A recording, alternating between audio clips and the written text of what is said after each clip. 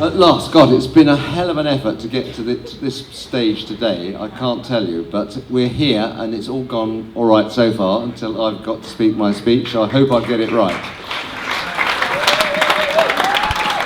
Thank you all so much for being here tonight, and a special thank you from those of you who are from Australia, it's a long way to come, Canada and the United States, who've travelled such a long way to be here today. So thank you. However, I must mention Alex and Susan, because without their hard work and sound advice over the last 6 months of planning this event, we wouldn't all be sitting here tonight. So a big cheer for them, please.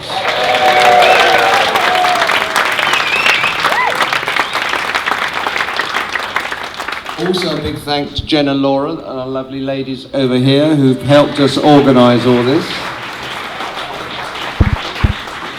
I'll try and keep it short, but you know how difficult that is for me from previous speeches where I've gone on and on and on, but Alex said to me, you're only allocated 7 minutes and that's it. So there you go.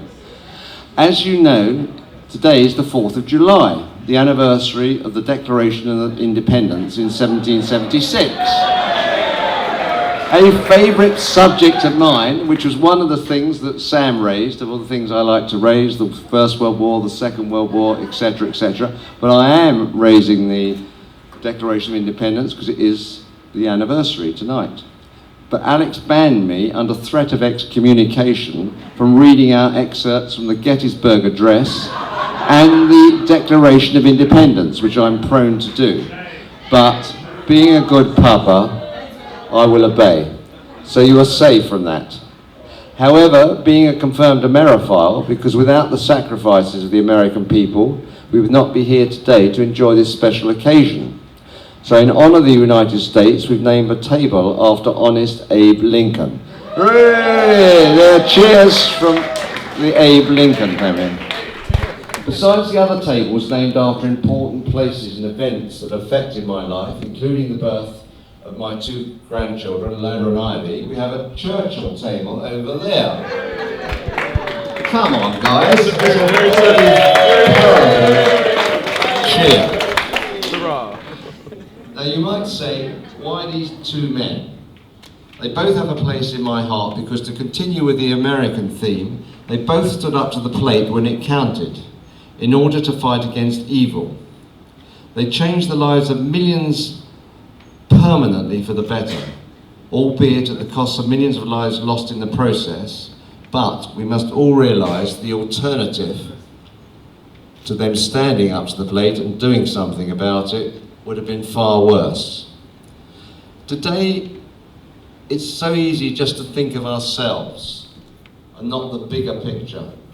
But one person can make a difference, as did Raoul Wallenberg.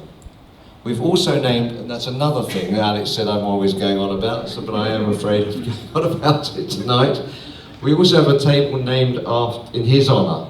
He stood up in 1944 in Budapest against evil and Nazi tyranny and saved the lives of 35,000 Jewish people who were about to be shipped off to the concentration camps to be murdered. And I recently met a man who personally had met Wallenberg in 1944 and gave him a Schultz pass as a special Swedish document, and that saved his life, and he was able to talk to me 75 years later. It was a very humbling experience. It's wonderful to be celebrating here at Luton Hoo. I didn't know until I booked the hotel that Churchill addressed a huge crowd of 110,000 people here in 1947 in the grounds in front of the main hotel. Despite losing the 1945 election to Clement Attlee, a victorious war leader was disposed of democratically, something that would never have happened in the Soviet Union, Germany or Japan. And I doubt if Ed Miliband, after losing the recent election, could muster an audience of 100, let alone 110,000. Such is the diminution of our leaders today. But enough of this historical stuff, turning now to my family and friends. I want to tell you all, every one of you here, from the bottom of my heart, that my life, all 70 years of it, has been immeasurably enhanced by each and every one of you, and I do mean that, each and every one of you. We must know in our hearts that having good friends and family help us get through all the ups and downs that life throws at us. But life's not a free lunch, so our motto should be never to give up on our family and friends. It's very easy to give up, I can't be bothered, but you don't have to. Needless to say, this requires a lot of hard work. Somebody has to initiate the phone call and make contact. Please, let it be you. Don't wait for somebody else to ring you. That's a very important lesson in life. I sincerely believe that we're all here on this planet to show kindness and compassion to our fellow human beings. I do believe that the vast majority of people are intrinsically born with an innate idea of what it is to do the right thing in life. The amount of evil and twisted people in this world are a tiny proportion of humanity. Despite the atrocities we hear daily, the world is a far better place than it was 70 years ago, so don't despair. That's my motto. So, what is life about? It really is about love.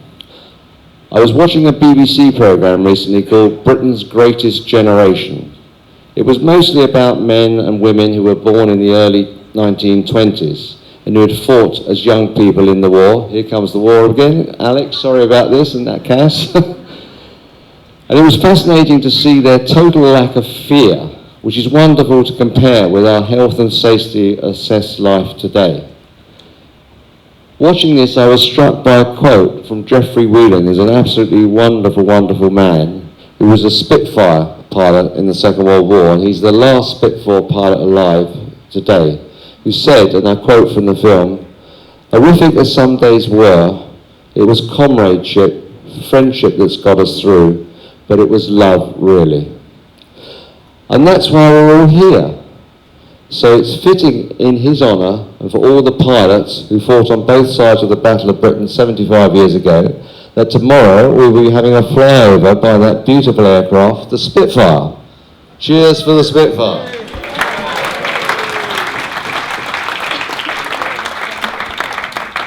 It's also fitting regarding the theme of friendship that new friendships can be forged from old enmities. It was wonderful to see the great enthusiasm which the Queen was greeted with on her state visit to Germany last week. And it was also heartening to see churchgoers in Charleston, South Carolina, preaching nothing but love towards the mad white supremacist who killed so many of their congregation. They were truly an example to us all. What else is there to say but to travel the world and embrace the many wonderful people you will meet with love and compassion.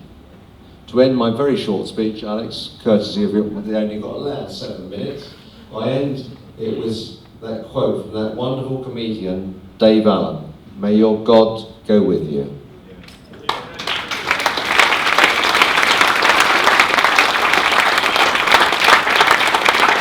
Now, I'm not finished yet.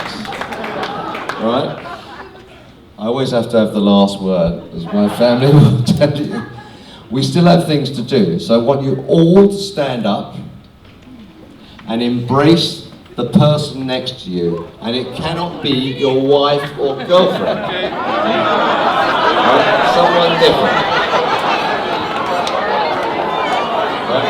And I want you to give them a big, big hug.